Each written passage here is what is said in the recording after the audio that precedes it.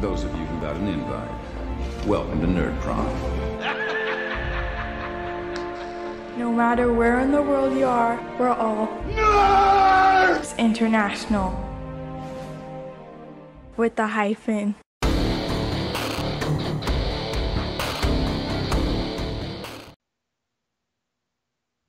Welcome to Weltfury Entertainment. My name is Menu. I'm going to be your host, and today I am joined by Pete Ruttman, and he's going to talk about all the amazing stuff he has done in the past and he's doing at the moment on Kickstarter. And well, the project is on Kickstarter. Obviously, he's going to do that stuff in his house. Hi, Pete. How are you? I'm doing really great. Thanks for having me on.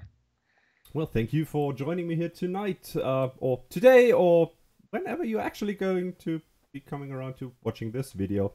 Still getting used to not live streaming. And we don't know what time zone it is here either, so. Oh yeah, after the start we've had, oh boy. Oh well, so before we go into the nitty of all playing games, I'd like to talk a bit about the person project. So yes, what do you do when you're not? How did you get into that whole gig? Sure. So, well, I guess going all the way back to just getting into gaming was with my brother. He was definitely born into the sort of period of time where, you know, D&D was extremely popular. Advanced Dungeons and Dragons had just come out, and so he did some of the early box sets, and then was getting into AD&D, and I was probably like 10. So I'm sitting on the floor, you know, watching the big kids do their thing. And then eventually he got me into actually Melee and Wizardry, the fantasy trip stuff. So, you know, strength and dex and that type of stuff, you know, really simple characters. And I really liked it, you know. My other interests were superheroes, wrestling. I liked all that stuff. And then the fantasy stuff, of course, you know, was cool as well. But really what struck my interest was when my mom then took me to a gaming store, and I found Champions. And that was really the perfect melding of gaming and my, you know, my interests. And so really just, you know, took off, and you know, from then on I've pretty much you know, gamed and had groups over the years, and just really love you know, running games. I'm much more of a GM than a player. I try to get some playing in here and there, but there's something about the creation and just the fact that you're always up, you know, and you don't have to wait for 4 other people to go ahead of you. So that's what's really, you know, really struck with me and what I liked about gaming. And then I don't know, you know, perhaps from my parents or whatever, but I kind of a need for perfectionism, you know, in what I do, and that caused me to, you know, want my maps to be great, and I wanted my, of course, with superhero gaming, you got to have color, you got to have pictures. You know, if I had been maybe a Call of Cthulhu guy, I would have gone down the words route and said, you know, explained, you know, how grotesque and nasty and dripping something was. But with comic books, it seemed natural that they had to be drawn, you know, they had to be colored. And so I got into, you know, spending so much time, you know, making these things look, you know, like they did in the comics. Right. And I think that ultimately led me to, well, if I'm going to spend all this time, you know, for 4 people at my table, maybe I should do something more with that, and go beyond that and take the production values, you know, elsewhere. So that's really what started me thinking about publishing and, you know, making something for everybody. So that is then the route that led you down to creating Evolution Unchained. I haven't read it. I only know that it exists, and it's for the Champion system, but also for the Icon system, which, as far as I know, are both superhero systems, right? Correct. Yep. So what's that all about? Yeah, so well, I'm Champions is hero system, and that was really, I today still feel that it is a very good system for running superhero games, because it's a building block system where you can just, take bits and pieces of the game system and then create the powers that you always imagined, right? So, it is extremely complex, though. Most people use a character generator to make their characters for champions. And because of that, I thought, I think in general there's a lighter rules crowd out there, so I wanted to try my hand at something a little bit more simple. And I think for a published adventure, icons worked well. The system was, I was able to get the spirit of everything that I created with all the heavy duty mechanics that Hero offers. I was able to get the spirit of those things in the icon system, and so definitely published that as well. Again, just to get my stuff out farther, more interest. Yeah, kind of building a name, building something people would recognize. So that was also published as your label, Blessed Machine, right? Yes. Yep. So you can go. Blessed Machine actually harkens back a bit more to Cross and the origins of Cross. I was working on a comic book series with an artist friend of mine who actually created effectively the first secret agent of Cross. That was part of a Champions game. And so really without him and his original idea, this project that we're going to talk about today wouldn't have ever happened. And it took another player to crash a ship into an outpost and killing his original character in my campaign. So it's funny how all these little things you can look back to and show how that it's kind of sculpted your life. Something as silly as someone missing a role, and now I've published another whole supplement based around that incident in a sense. But yeah, Blessed Machine was the name of a comic book centered around that character. We never got too far, on that. Just life changes and everything, and I'm more of a gamer than a comic book writer, so I basically converted it to a game instead. That's an interesting approach, if you could call it an approach, exactly, because it's life happens, right? Yeah, it's life happens. Circumstance and happenstance and serendipity, I guess. So striking the bow over to Secret Agents of Cross. So now we know where it came from. So for all the people watching who haven't followed the Kickstarter, what exactly is it? Okay, well, I mean, I hope the title invokes a little bit of maybe what you think it might be. Obviously, it's clandestine spy, secret agent stuff. Cross, it harkens back to the G.I. Joe sort of acronym, kind of, that secret agents are FBI, CIA, whatever, Uncle, I guess. I wanted to channel that a little bit, and separate it slightly from the church, where that's the piece that you would you'll eventually read into it, hopefully, is that it's probably a religious organization. Let me look into it a bit. Oh, it's a Catholic spy agency. Okay, that's interesting, and go from there. So really, in a nutshell, it's a rogue cardinal that was present when Pope John Paul II was nearly assassinated in St. Peter's Square. He was there, saw this go down, and he was, the Pope, of course, lived, but he really didn't change his behavior. He didn't see that the world was changing. It was more violent. There was more things that needed to be done. And so basically Cross was born at that point. He made a secret agency to act instead of just, praying and in sending out edicts and speeches. He wanted to act. So he isn't isolating himself from the Pope. In fact, he listens to all those comments from the Pope, and he takes them back to his command staff, and they create missions around the globe to help protect the flock.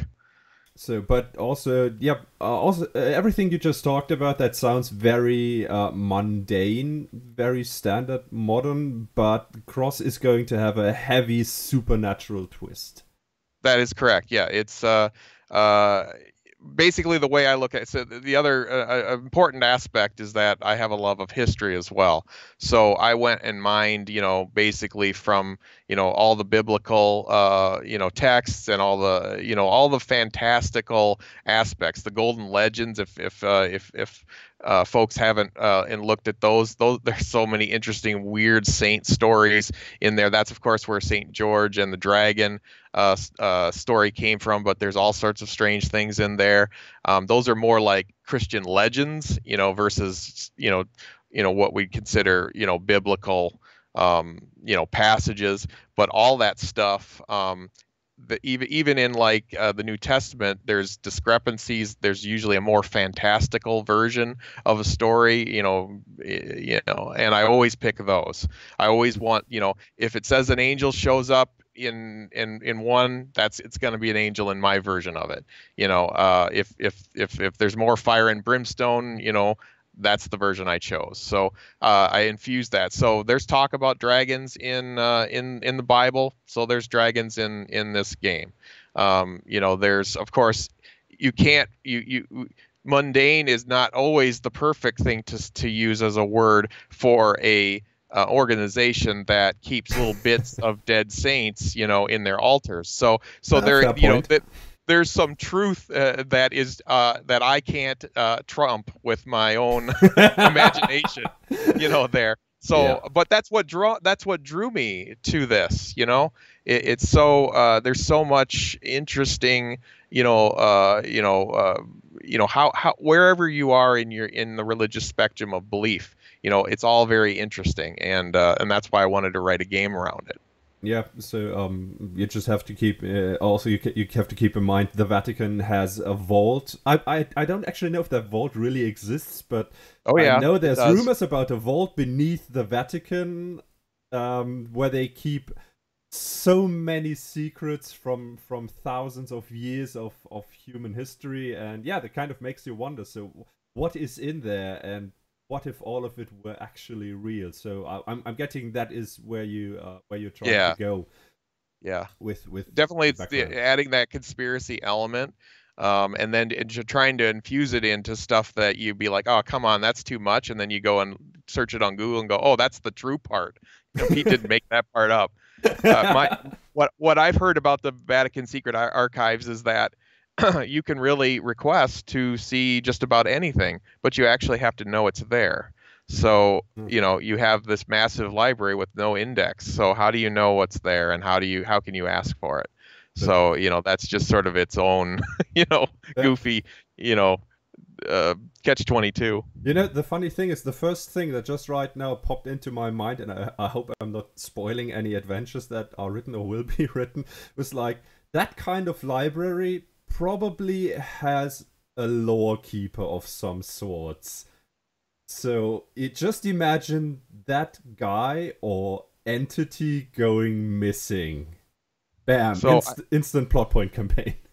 See, now you just got to write that, and we'll publish it. Yeah, I'll try to fit that into my schedule. So we're probably talking publishment by 2030 or something. Well, that'll make me feel good if someone still cares about this in 2030. Good point.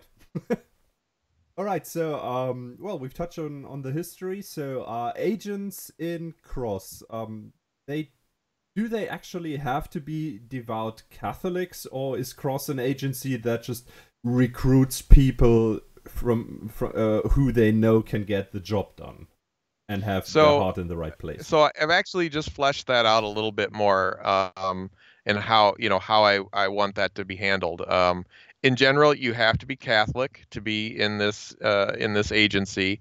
You have to be a practicing Catholic. That doesn't mean that you're pious in some significant sense, that you are, Bible banging, and that you're, every little thing. If you catch someone in a white lie, you're going to chastise them. There's a hindrance for that if you want to play that type of character. But, when we walk down the street, we don't, and a person says something about to us, we don't go, oh, well, obviously you're Catholic. In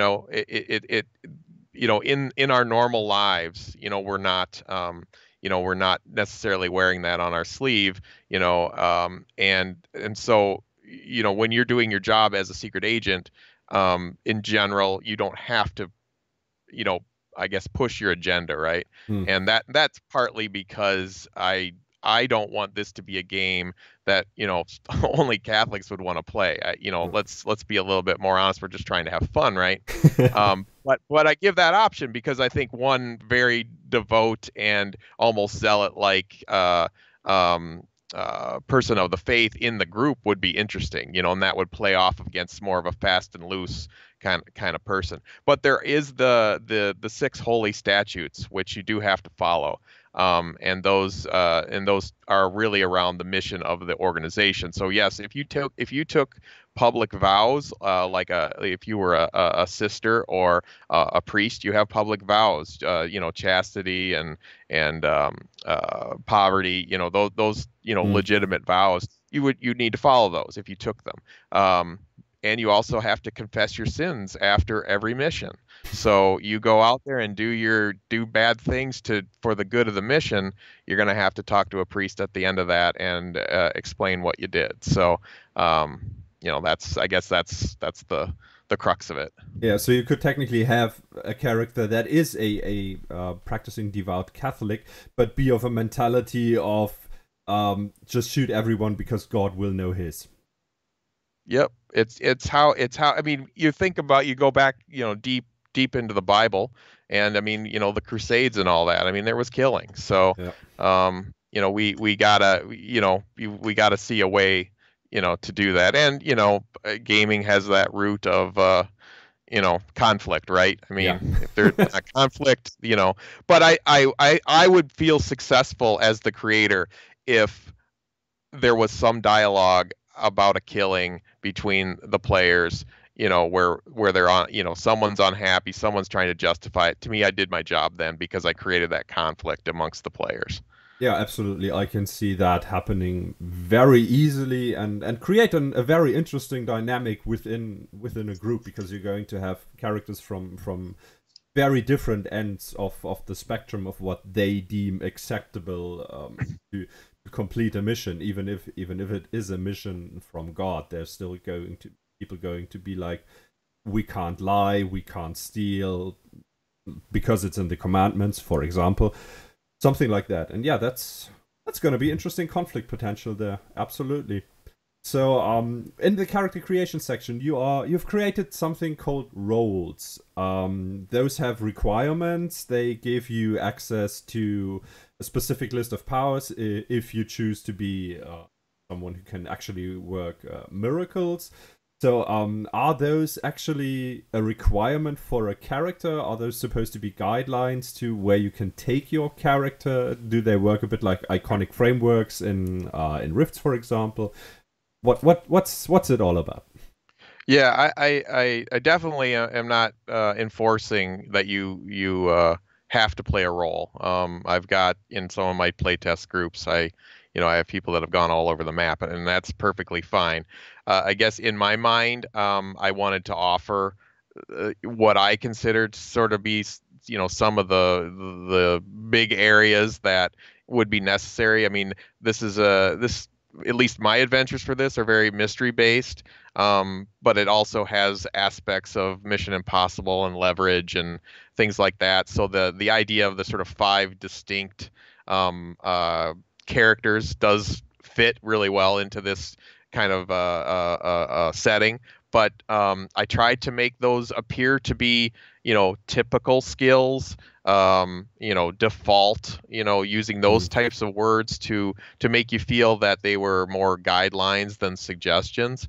And I've certainly gotten people that say, okay, well, I'll start with a Crusader, but that's not, I don't see much ranged there. Can I also have some ranged stuff? And I'm like, yeah, you can do whatever you want. You build a character like you would Savage Worlds. This setting has minimal changes to the Savage Worlds system. I do try to enforce the feel, the genre that I'm trying to establish a little bit here and there with some rules. But in general, yeah, I mean, if people are comfortable making characters in Savage Worlds, they can kind of read this section, use it as a guideline, and then go, okay, I'm going to do something crazy. So whatever they want. Cool. So yeah, more guidelines overall to just fit the group better together and having the group cover all the bases for a game, so everybody has something to do. Everybody can get their chance of getting the spotlight. Right. Cool. So yeah, next part of character creation and angelic heritages. So you can play the standard of the mill. We've got close to 8 billion now, I believe, human. Or you can have somebody who has an angel somewhere in their past line of ancestors. And there's a few very interesting choices in there from people who were from angels who were pretty close to Lucifer, to the actual I don't know what to call it, rank and file system of angels, I believe. Sure, yeah, hierarchy of angels. Hierarchy, yep. That was the word. Thank you. Yep. And yeah, so go ahead. There's one in there that I found really interesting. They are called Zizim, and they can fly. So are there people walking around with wings? So not in an overt, way like that. The way I look at it, like, try to think of this sort of angel DNA thing that is. Think of it as part of our world, that you and I are in, and go, well, there are people that are sort of predisposed to sort of different things. So I look at it like, first and foremost, for like the flight thing, those people that seem to have miraculously got out of the way, like in a car accident, and they survived. That's sort of the initial manifestation that I would say a typical person that has this DNA. I would never stop someone from saying that they could hone that into manifesting wings, certainly angelic wings, as a cross agent, but as the general folks in the world that have this DNA.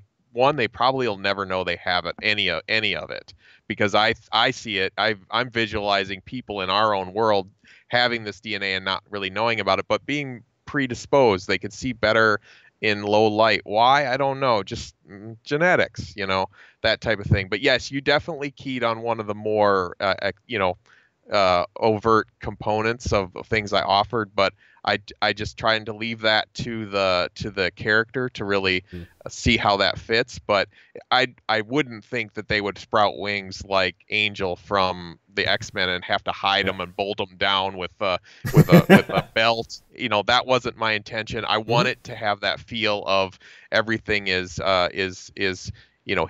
hidden and subtle and really not, and very rare. And I think I did state that somewhere in there, that these, if there's 5 players at the table, I wouldn't really expect more than one of these to exist. Would I stop it? No, but that's my personal feeling as a designer, that this should be really rare.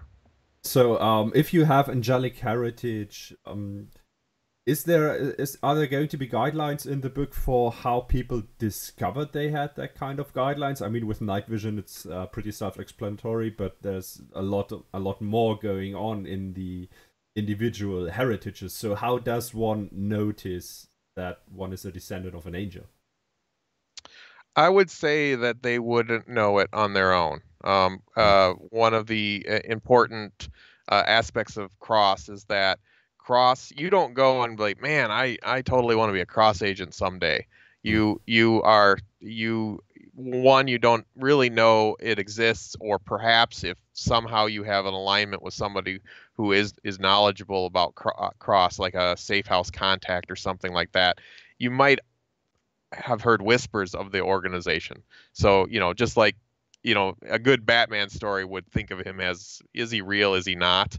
That's what I'm kind of going for at the most. But if people are manifesting certain of these subtle aspects, it would certainly be within the realm of cross to go hunt that person down and see if they fit the criteria of being a possible trainable agent. So also there could be another hook for an adventure for maybe even maybe okay, second plot point campaign. Wow. A counter organization. You're gonna be busy. I feel like I am, yeah. Like something like a counter organization to Cross, which goes around, recruits, actively looks for and recruits those people to further their own evil goals. That's a solid idea. Yeah, I mean we we have to have rival organizations in a spy setting, because that's the beauty, because you're like, especially one that's a little bit questionable, like in the sense that not straight up evil, but I mean there's an organization that they're actually an offshoot across, and they use there's a point where, we talked about, well, okay, God's telling me I'm gonna kill somebody, and and then I'll confess to that. How much evil can you go before Cross just thinks it's too much? Yeah. In this case, they started using black magic, controlling demons with like the seal of Solomon, things like that. It's like, okay, the cardinal was like, nope, that's too much. We're not doing this. And then there's a rift. So I could see those guys, well, I don't want Cross to have all the angel DNA in their folks, so they may, go for that. So yeah, there's definitely, it's ripe for that type of conflict, and those are the same agencies that in a different situation, they might be your partner in, on that mission to helping each other, because there's a worse evil. So you have all those dynamics. And you remember the early X-Men movies, Magneto was like, their friend in the second one. They were helping each other, and yet he was the biggest evil in the first one. So you got to do that kind of stuff, just mess with everybody and change everybody's up. I don't have a monsters section in my book. I don't have an enemy section. I have an adversary section, and I picked that because it kind of shows yes, you're going to have conflict, but it's not as strong as saying that they're the enemy, because they might not be an enemy in the bigger sense. Yeah, they might just have a different point of view on how to handle any given situation. So morality is, I can see, is going to be a big point of actually running longer term games for it, because people need to come to grasp with what they are doing and really dig into themselves and find out, am I really okay with what I am doing and how we as a group or as an organization are doing it. So yeah, that's that. There's a lot of hooks in there that practically write themselves. So yeah, there's one point that I found a bit odd. That was nationality. You give the choice of nationality. You can say, yeah, you can play a person from whatever country you want. The only entry point is to be a devout Catholic. So there are two nationalities you provide that actually give you free skill points. So it seems kind of like a no-brainer to take one of those two nationalities and then build your character story around that in whatever way. So are there going to be more nationalities or some other kind of way to compensate people who are not going to play characters from those two countries? Yeah, that's definitely needs some more work. What I was trying to go for there, and I have expanded. It's not just for the first one. It was, if you're Italian, you get knowledge Catholicism. I opened that up to. I went through and found all the sort of most, predominantly Catholic countries, so that you would, if you grew up in that society, you generally would have exposure to that. I think that a skill point for that is minimal. I mean, people will be like, all right, well, maybe I will, maybe I won't. I've actually never had anybody in all my playtesting take either of those. They probably just didn't see it. But I don't know. Maybe they don't want to play those. The other one I think is a little bit more. It needs something to offset it, which was I think it was a die step of fighting or shooting if you came from the Swiss military. Yep. And that was me trying to channel that the Swiss trained the Swiss Guard, and there was a lot of Swiss Guard in early versions of Cross. So you're right. I don't have a something to counter it. It's in there from my standpoint today because I wanted to note that that's something I cared about. But I'll have to decide if I can keep that or if it's just. I certainly don't want to end up with you know hundreds of Swiss Guard, and then I've made the Swiss Guard. So it absolutely needs some balance, and I got to figure out an answer to that. But I don't have a good answer at this point, so it may have to go. But it's if I could just do something slightly more subtle, I just don't know what that mechanic would be because there are certainly people out there be like, I'll squeeze every point you'll give me out of it, and Yeah. sometimes maybe those would be interesting, but maybe I just put that as GM option if that it has to be GM permission to allow or something like that. But I'm open to anybody's suggestions on that little bit. So for the moment, we're just gonna note that down as a work in progress, and Perfect. we're going to see where it actually ends up. We're going to be looking forward to that one. So the pious hindrance, that we basically already covered with the history and belief overall. So yeah, then I turned the page and I stumbled across cybernetics. I was like, what? Wait, okay, I did not expect that. So where did that come from? So the original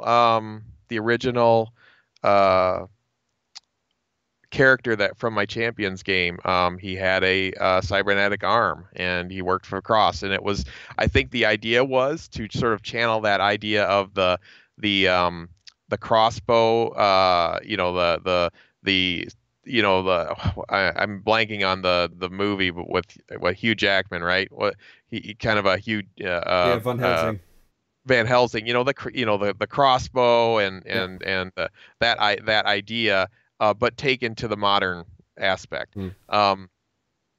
This I do want this setting to feel very technology driven, and that is coming from the secret agent side. We should be channeling the James Bond, Mission Impossible, where you have all sorts of crazy gear. I mean, when I went to see Black Panther and I saw them tossing the little device that could take over a self-driving car, I'm like, oh my God, that's so awesome. That type of thing I want in this game, and maybe that's a failing of me in the test drive file, not building you to that. But if you read the book in sequence, you would see as we go from basically Judas betraying Christ, we zip through very fast, across the history all the way to the cardinal basically going around the world finding people that have technological breakthroughs and inventions and basically seeding those into Cross, creating a congregation of technology so they build their own weapons, they have power armor, so there's Iron Man-esque capabilities in this, heavy duty cybernetics as well. So it should really be a fusing of technology, high-end, cutting-edge technology fused with miracles working to make a team that is just covers all those bases. And I haven't really said this on here, but my mantra has always been about what Cross is the best of the best. They are really good at what they do. They cover all the bases. That's why the roles exist, to give you those guidelines to make a team that's the best of the best and can hit the ground running and handle this mission one way or another. They'll cover it. Cool. So the things you already hinted at with equipment, there is a talk of the Iron Shroud. So I'm assuming that's the power armor you're referring to, because there is a reference to it in the test drive, but the actual Iron Shroud isn't in there. So is that just to tease us to that's going to be coming? Right. So initially, the Iron Shroud was a role, and I wrestled with that heavily because I was worried, how do you deal with if the first act of an adventure is all, is like figure out what the heck's going on before you either make someone aware that you're looking into it and they want to attack you, or you find the bad guys and you want to attack them, whatever. I got this guy walking around in power armor. Okay, so that's not realistic, right? So take the power armor off. What is he? And I realized that he is a different role. So he might be a Judas agent, which is our con man. So he's grifting and grifting and grifting, gets the team where they need to go through his, get him into some place, and then he can grab his power armor and he could be, so it became gear. And so that whole, so there was initially, like add-ons in the gear section for Iron Shroud, but it finally, made sense to me that I was doing that wrong. And so I pulled him out. And so even as recently as the Kickstarter video has Iron Shroud as a role, and I realized that was wrong. So that got put back into gear, and then there's a equally large amount of modifications to the Iron Shroud, as you saw with cybernetics. They're very similar. There's some differences between the two, but basically Cross used that technology to say either you can insert it in your body as cybernetics, or you can add it to the power armor. One of the main reasons why Cross created power armor was because they want their agents to stay in the field.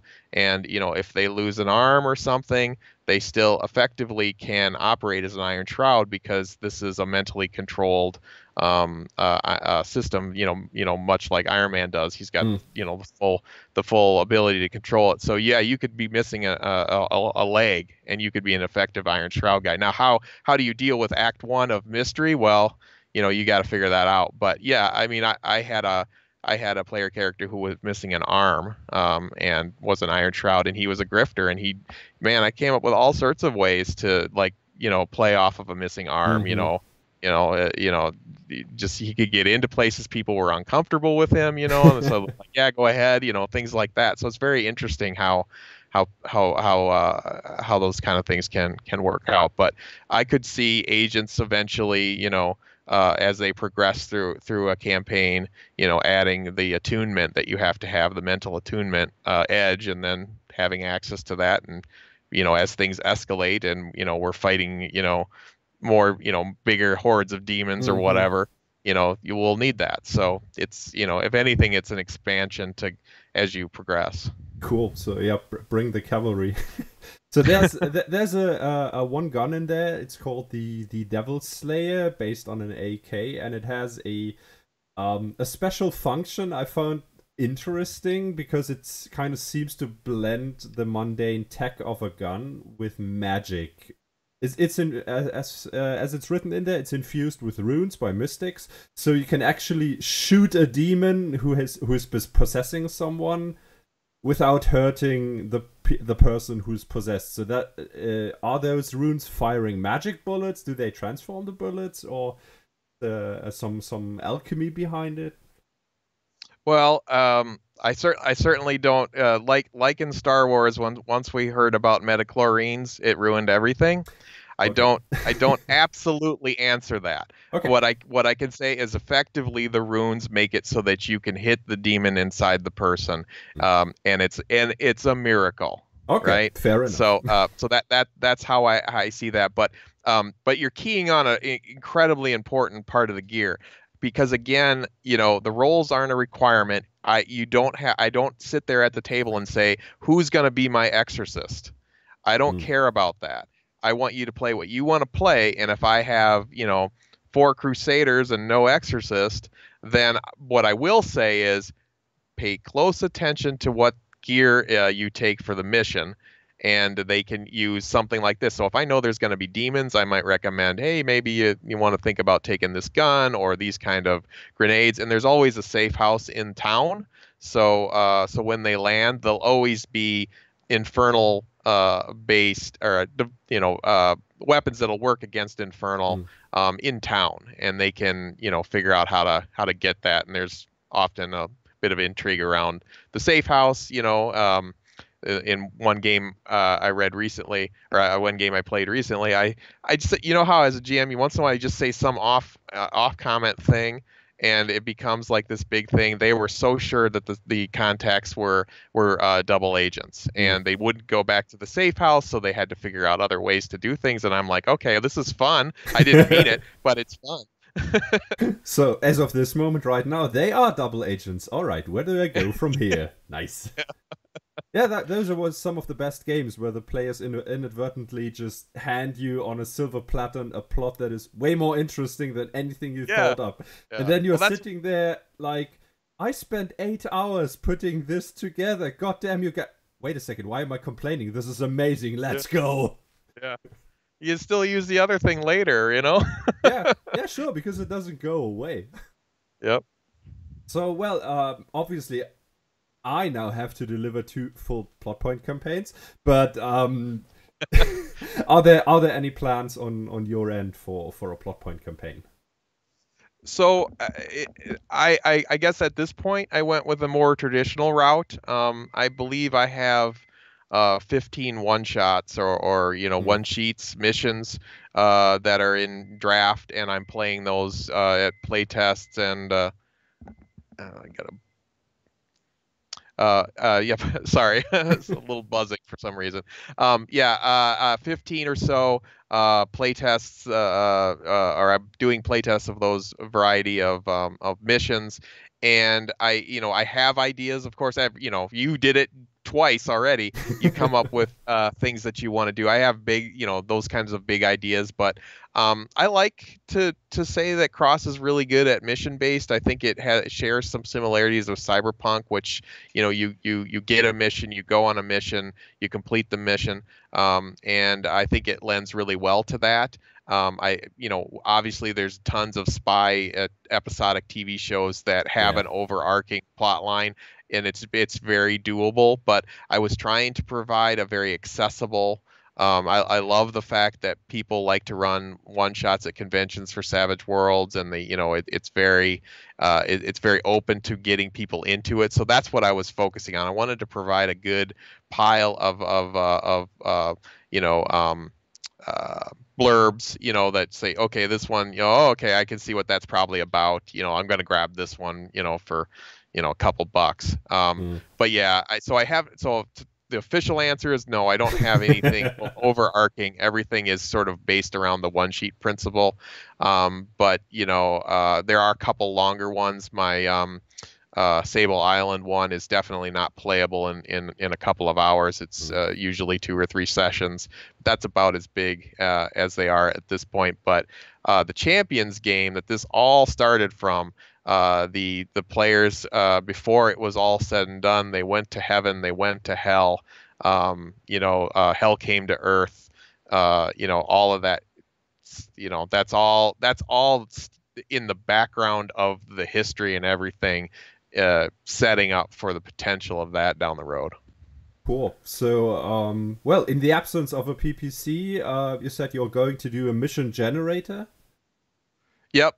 So yeah, the mission generator is there. I like mission generators, not so much from the standpoint that people can't either come up with their own things or they have to stick to a mission generator at what it generates. But I looked at tons of mission generators and kind of pulled bits and pieces that I thought were the best, and I generated, of course, my own using it, and I found a couple that'll make a good one sheet. So I think it's pretty good. I'd love to have people play test it, so I need to get that out there somewhere somehow, and have people run through it and see. But it's a bit more complicated than some of the simple ones I've seen out there that have offhand I can't remember how many sections it has, but it's probably close to 6 or 7 different components that make up the narrative then that you actually I can read one to you really quick. Oh, by the way, just for those people that are a bit gun shy of a Kickstarter from a first-time creator, I guess 2 things. One, Evolution Unchained was built specifically so I could teach myself how to self-publish, use the tools, understand ISBNs, understand design and layout and all that, and and I didn't Kickstart it because I didn't want to complicate myself. But this was the goal, was to make this game.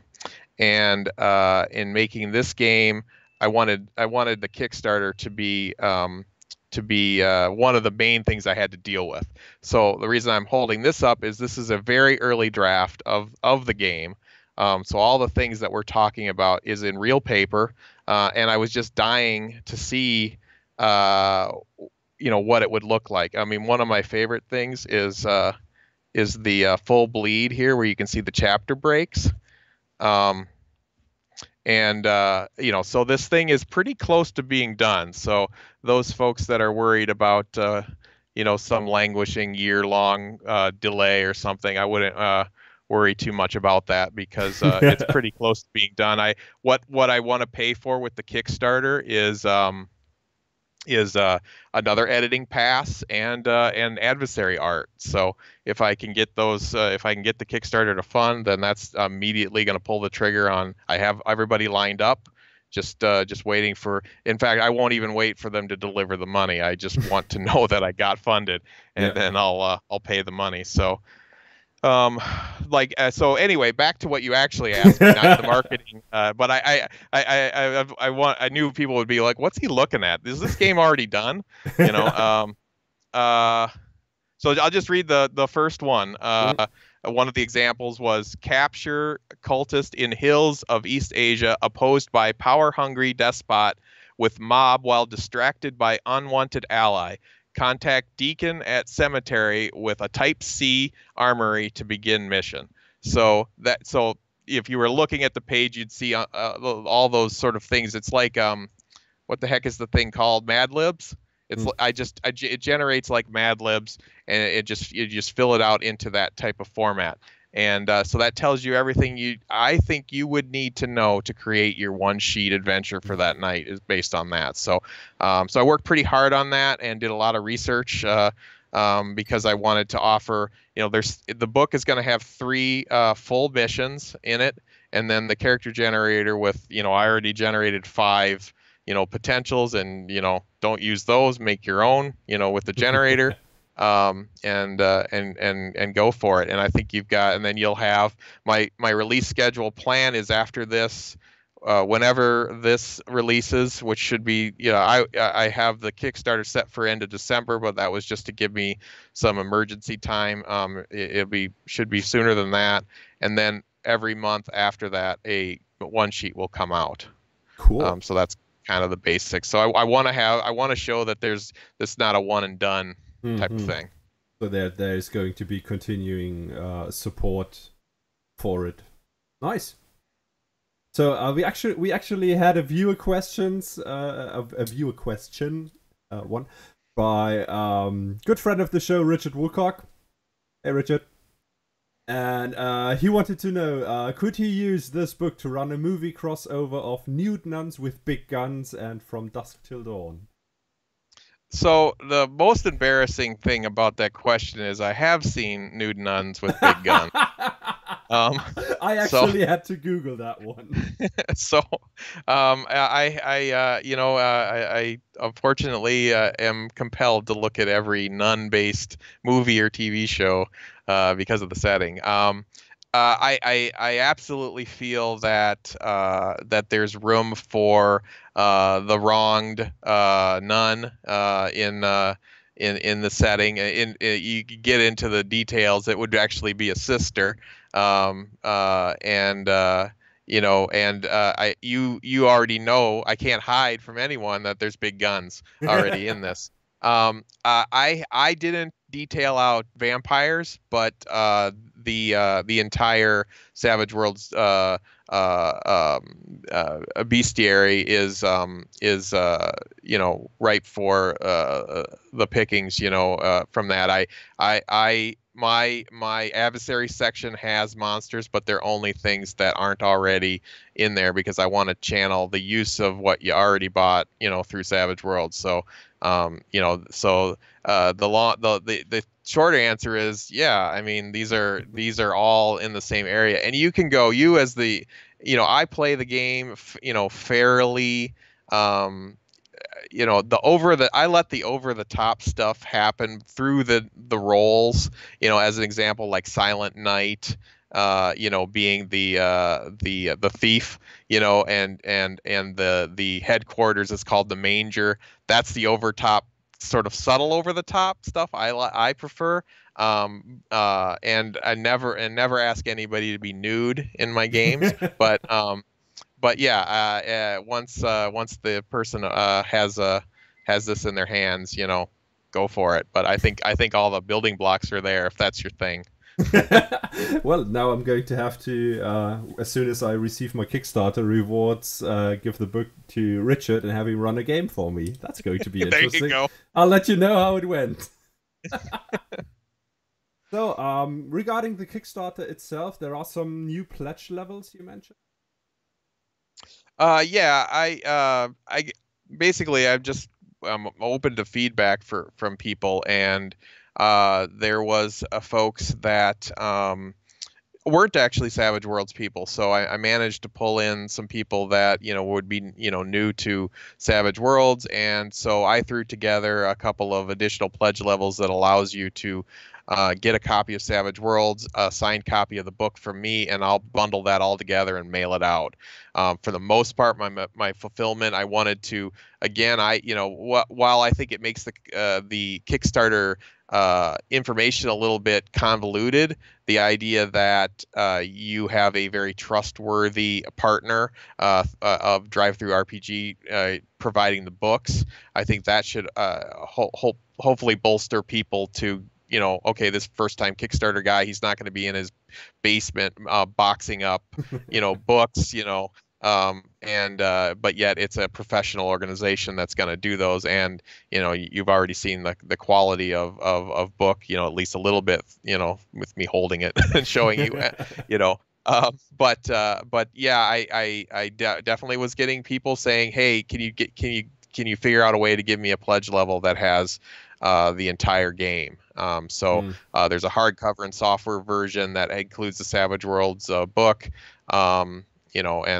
I that's fine by me. And I don't know if it was there at the time you last looked, but since I'm doing that, I'm signing some, like the first 5 copies as well. So in the future, when I'm a huge gaming star, you could be like, I got this back in the day. So, but yeah, I'm happy to have anybody, anybody that has some interest in this, contact me if there's something you're not seeing that you want. I just want to get this thing out there for everybody, one way or another. Cool. Well, so that's a boatload of information there for everything you hopefully wanted to know about Secret Agents of Cross. So once again, Your Eminence, thank you very much for attending the show. That was great. It was good questions, and we drilled down pretty deep. So I'm happy that hopefully that'll expose some things to people, and they can like or hate it, but they'll know a lot more about Cross, which is what's my main thing is I want people to know about it. Which probably means there's going to be some cross agents breaking down your door in the near future and either converting or shooting you. Can't have everything. I have one add-on on the campaign, and I put on there that if you wanted to be a contact, because we talked about this a little bit, that there's Cross is a small organization, but there is but the Catholic faith is huge. So those people in the know throughout the world in major cities, they operate a safe house, and so I got to thinking, I had put some of my friends in as contacts. I thought I might as well offer that to my backers, and one guy was like, "Hey, I don't know, but maybe you want to change that because it looks like you're recruiting, religious zealots for, and you're going to have the FBI at your doorstep. I'll get swatted or something." So I was like, okay, well, That's a worry I didn't realize that I would have. But then I thought to myself, man, I do research some weird stuff in Google for this game. Yeah, you're probably going to notice the next time you want to go somewhere and realize you're on a no-fly list. Yeah, it's like, but it's just a game. Well then, thank you, Pete Ruttman, for joining me here on Veiled Fury. Thank all of you for watching, and I'm going to see you in the next video. And until then, stay savage, everyone. Bye. Thank you.